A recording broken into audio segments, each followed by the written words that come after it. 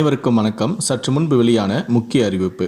வங்கி வாடிக்கையாளர்கள் பயன்பெறும் வகையில் 2-3 வங்கியில் கணக்கு வைத்திருக்கும் அனைவரும் மிக மிக கவனத்தில் கொள்ளக்கூடிய முக்கியமான அறிவிப்பு சற்று முன்பு வெளியாகியிருக்கிறது. இதை பற்றி விரிவாக தெரிஞ்சுக்கணும்னா இந்த வீடியோவை கடைசி வரைக்கும் ஸ்கிப் பண்ணாமல் முழுமையாக பாருங்கள். இந்த வீடியோக்குள்ளே போகிறதுக்கு முன்னாடி இந்த வீடியோக்கு ஒரு லைக் பட்டனை ப்ரெஸ் பண்ணிடுங்க. இது வரைக்கும் நீங்கள் என்னோட சேனலை சப்ஸ்கிரைப் பண்ணாமல் இருந்தீங்கன்னா மறக்காமல் சப்ஸ்கிரைப் பண்ணிக்கோங்க. சரி, வாங்க இப்போது வீடியோக்குள்ளே போகலாம். 3 வங்கி கணக்கு வைத்திருக்கும் வாடிக்கையாளர்கள் உங்களுடைய கணக்கில் குறைந்தபட்ச இருப்பு தொகையை பராமரிக்காத போது வங்கிகள் அதற்கென குறிப்பிட்ட கட்டணத்தை அபராதமாக வசூலிக்கின்றன.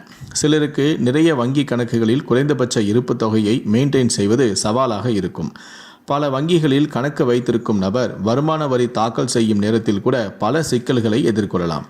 உங்கள் ஒவ்வொரு வங்கி கணக்கு தொடர்பான தகவல்களையும் அதில் நீங்கள் கொடுக்க வேண்டும். தற்போதைய காலத்தில் மக்கள் பெரும்பாலும் சூழ்நிலை காரணமாக வேலை செய்யும் நிறுவனங்களை விரைவாக மாற்றுகிறார்கள். அத்தகைய சூழ்நிலையில் ஒவ்வொரு நிறுவனமும் சேலரி அக்கவுண்ட் சம்பள கணக்கை திறக்கிறது. எனவே முந்தைய நிறுவனத்துடனான கணக்கு கிட்டத்தட்ட செயலற்றதாகிவிடும். எந்த ஒரு சேலரி அக்கவுண்டில் 3 மாதங்களுக்கு சம்பளம் பெறப்படாவிட்டால் அது தானாகவே சேமிப்பு கணக்காக மாற்றப்படும். பல வங்கிகளில் கணக்கு வைத்திருப்பது பாதுகாப்பின் அடிப்படையில் நல்லதல்ல. நிகர வங்கி கணக்கின் NET பேங்கின் படி அனைத்து கணக்குகளின் கடவுச்சொல்லையும் அதாவது பாஸ்வேர்டையும் நினைவு கொள்வது மிகவும் கடினமான பணியாகும். நீங்கள் ஒரு செயலற்ற கணக்கை பயன்படுத்தாவிட்டால் அதில் மோசடி ஏற்படுவதற்கான வாய்ப்புகளும் மிக மிக அதிகம்.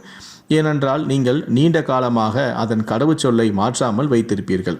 இதனை தவிர்க்க கணக்கை மூடி அதன் நிகர வங்கி அதாவது நெட் பேங்கிங் கணக்கை நீங்கள் நீக்கவும். கணக்கை திறந்து 14 நாட்களுக்குள் அதை மூடுவதற்கு வங்கிகள் கட்டணம் வசூலிக்காது. 1 வருடம் நிறைவடைந்ததற்கு முன்பு அல்லது 14 நாட்களுக்கு பிறகு நீங்கள் கணக்கை மூடினால் நீங்கள் ஒரு கணக்கு மூடுதலுக்கான கட்டணத்தை செலுத்த வேண்டி இருக்கும். பொதுவாக 1 வருடத்திற்கு மேலான கணக்கை மூடுவதற்கு மூடல் கட்டணம் விதிக்கப்படுவதும் இல்லை.